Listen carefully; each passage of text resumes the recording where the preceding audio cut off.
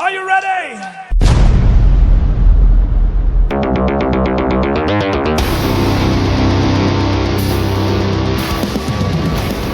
Greetings, Geekend Warriors. This is your host, David Marks, and your significantly equal co-host, Josh Gaines. Today's topic is world building. I guess first on our list is maps. Do you have a technique you like using to build maps? Google Images. Google Images. Honestly, I get not the setting I'm going to use going forward, but in the past I've really just grabbed like a map that was generated, or I have like a not incarnate. What do I have here on the computer? Because I have one. No, it's not this computer. That helps. It's like Wonder something that I use to generate maps, and they're just blank, and then I fill them in as we go.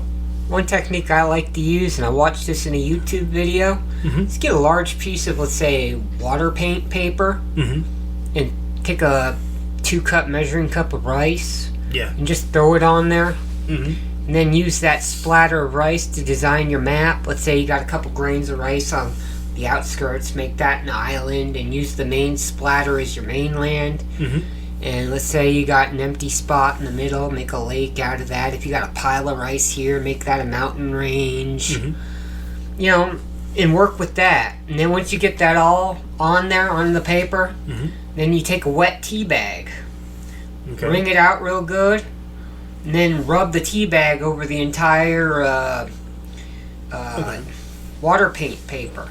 And that ages the paper to give it a nice antique look, like you've got like an archaic document or something. Then after you got that and you got the pencil outline of your thing, you take a gel pen or something and then go over your outline of your map in the gel pen. There you go. Boom. Instant antique map. I just thought of this idea. It's very similar to the rice thing, but get a Rorschach painting and just trace it onto some tracing paper. Give you a good little map design too. And you use that for, like I said, it's great for, I've used it, I'm using it for my campaign right now, honestly, and it's been working out great. And then once you got your main outline of your kingdom or world or continent or whatever down, as you go along on your campaign, fill it out the way you like. If you need towns or whatever, kingdoms or whatever, just fill it out on the map as you go. Boom. World I'm going to is actually an old setting called Yun Sun, and it's or Yun Suan. I don't know how you pronounce it, but it has a general map. There is one city, and then it's regions, and that's it. And the book for the setting is nothing but tables. And it's built so that you can go, the larger map is on a hex grid, and it's built that the tables you use to build a hex at a time. And you just keep going, whatever hexes you need for your session, you just build them beforehand. And this goes on in perpetuum, or? Yep, it goes on in perpetuum until, and the way it's designed is, even if we had the same book, our world would be completely different because it's all table generated. Wow.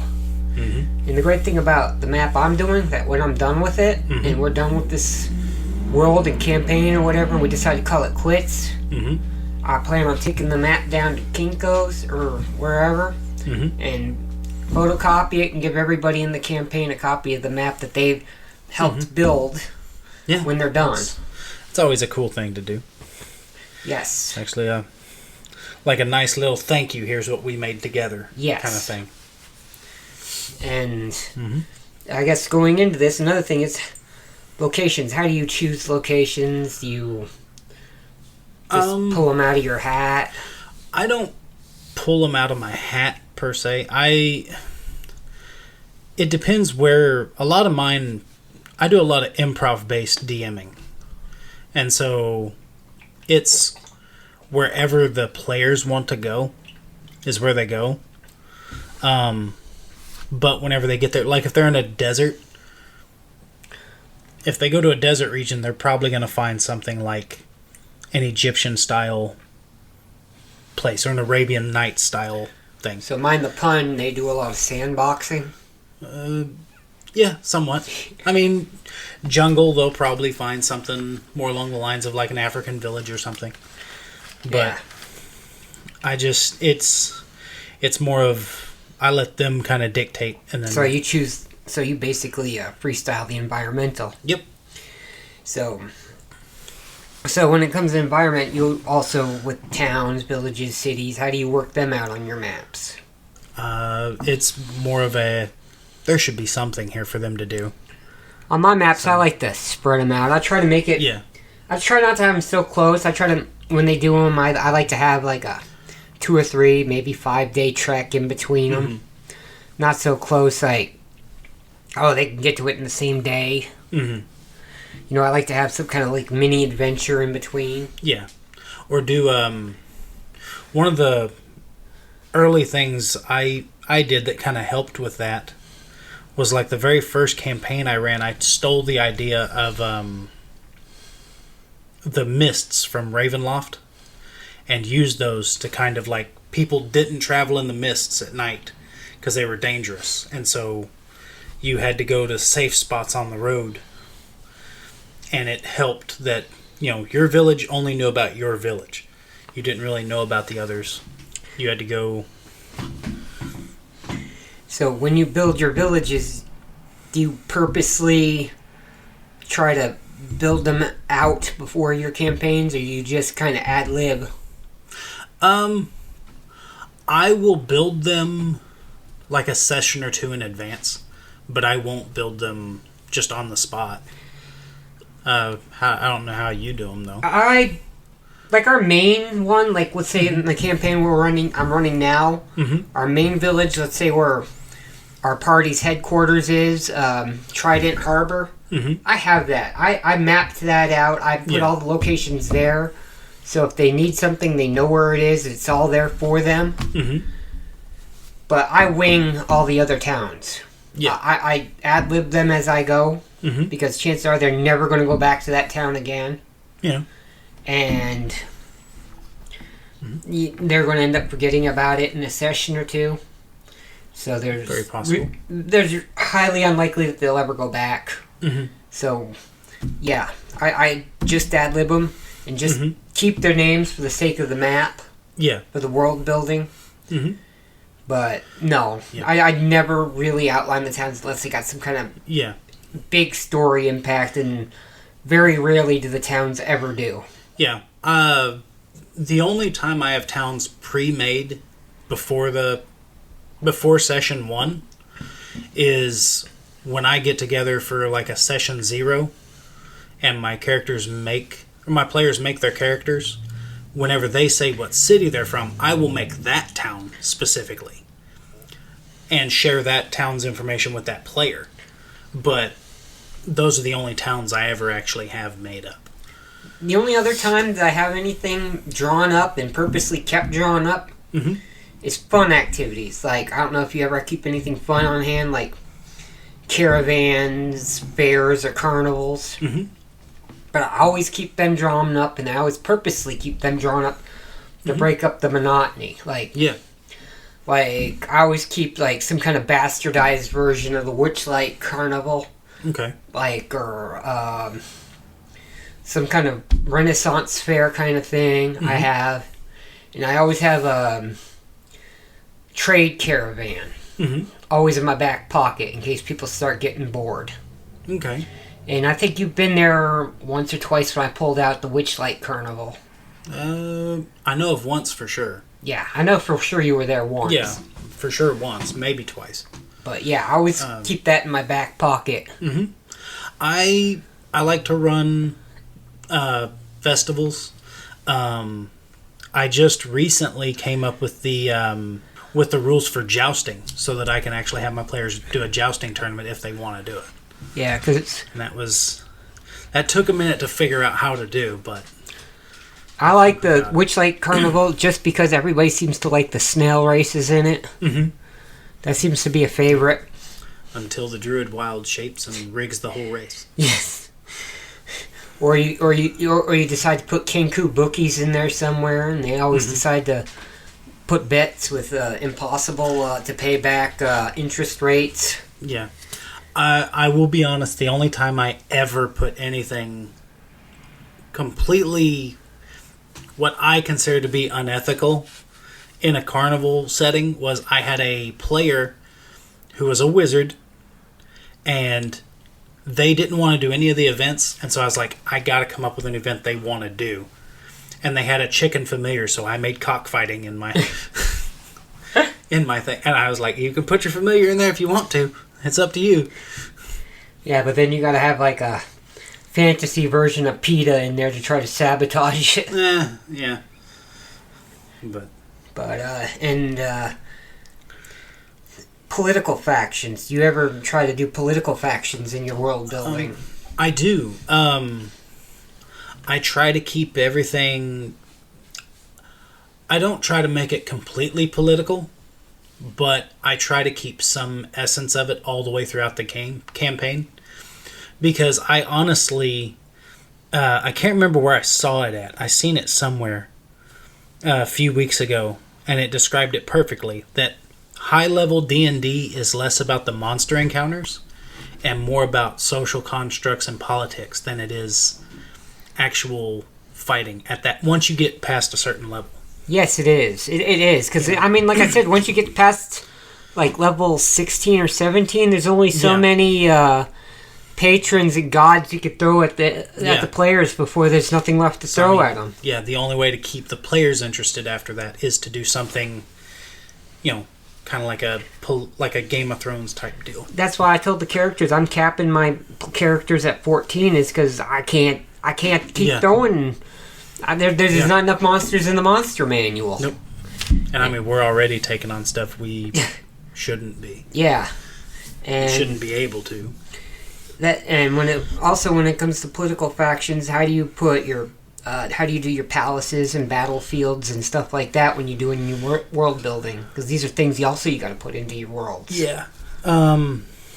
Mostly those, I just tie them into a normal city. I take all that into consideration whenever I build the city, and I make sure there's like a slums area and all these other things that a natural city would have in general. But then, like, in the slums, that may be a more, like, for lack of a better example, more of a Godfather type deal, where there's several, like, butcher shops or whatever that have teamed together and formed a union to push out the other butchers or other tradesmen. The party goes in there and, somebody makes an offer they can't refuse, or wake up with a horse head in their bed kind of deal. Yeah, do something like that. But then you go into the palace, and it's more, like I said, more like Game of Thrones, where everybody's trying to backstab each other for power.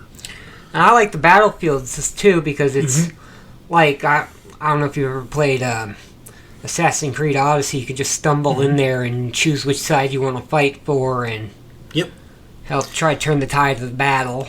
Yep. My Sunday session, they just came upon a battlefield.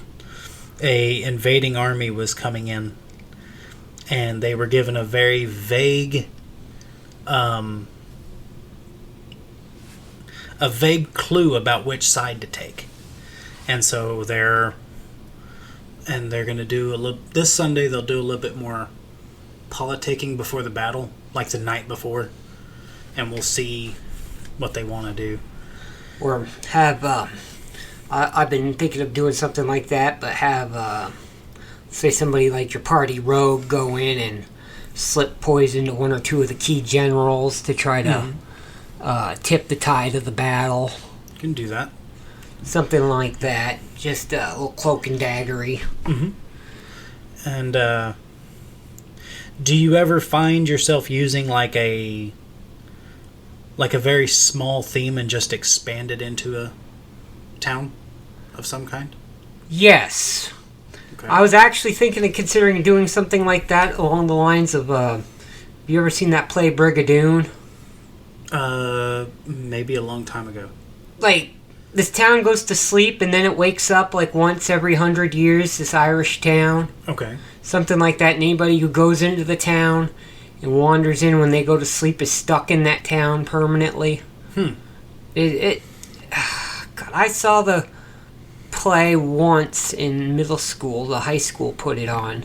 Mm-hmm. And I've always kind of liked the play. But I was always thinking of doing something like that, getting the party stuck in that kind of situation where they have to help the town break the curse, or they end up getting stuck in the curse and they're on a time limit. Okay. Now you're in the Matrix. A hell of a Matrix to be into, but you know, I think that's a good example of a way that you could build a world and get the party incorporated into it, or the party ends up kind of screwing themselves. But yeah, is there any other ways you like to build your world while we're on the topic before we get too derailed? Like I said, I like to pick out little things, and I try to think of like the main player races of like the cultures I want to put into each race, to try to figure out where they might be stationed and placed in the world somewhere. Like I've never liked wood elves. I've never liked wood elves ever. Racist. Yeah, racist. I'm fine with that. But like in my game, if you play an elf, you're more of a desert elf. You're more rough-skinned, but the elves, if they were in, like I said, if they were in a desert, they would be more like Egyptians. More an Egyptian style thing with sand scarabs that can sail across the sands and things like that. So, kind of like those people who were from the Avatar there. Yeah. That one season of the Avatar where that's the last Airbender, yeah. Doing stuff like that. Yeah. Those elves are more fun to me than I'm Legolas and I stand up in a tree and shoot a bow. No, forget that. Come on. You're more like the Keebler elves. Maybe. Yeah. Maybe. There ain't nothing wrong with the cookie guys. But, yeah, I think, you have anything else you'd like to add to the topic? I mean, I think we've touched on everything I had notes on. Yeah. Like I said, if you think of a key advice thing I would come up with world building is if you come up with something, if you think something would be interesting, most likely your players will too. And if you can draw inspiration from anything, like the town my players just went into is led by the clan Sibon, is the name of the clan. And the seal of the Sibon, because they have a royal seal, is a mushroom. And so it's like, I get it. Yeah. And then all the town guard have ivory helmets, because they're white caps. Like, everything, you can do little things like that and just expand on these, Yes. ideas. So, in other things, have you finished your Powder Mage books yet? I did. They were really good. And now I'm on to, I think The Black Company is the next book series I'm going to do. So. Yes. I have moved on from, I just finished Red Dead Redemption 2. Okay. And I'm actually revisiting, Borderlands 3. It's been about a year since I played it, but I decided, since I bought all the DLC, I'd play it again. Mm-hmm. Totally different game with all the DLC. They added so many new gaming mechanics and stuff to it. It's like I gotta relearn the game over. So, and I just found out they are making a Borderlands movie. Mm-hmm. Yeah, I saw that. Yeah, so I'm kind of interested in seeing that. Mm-hmm. be kind of interesting. I guess he announced that Jack Black is going to be doing Claptrap, and the selling point to me is they got Gina Gershon playing Moxie. That I think that's the win for me, you know. Mm-hmm. Just remember, what does not kill you gives you experience.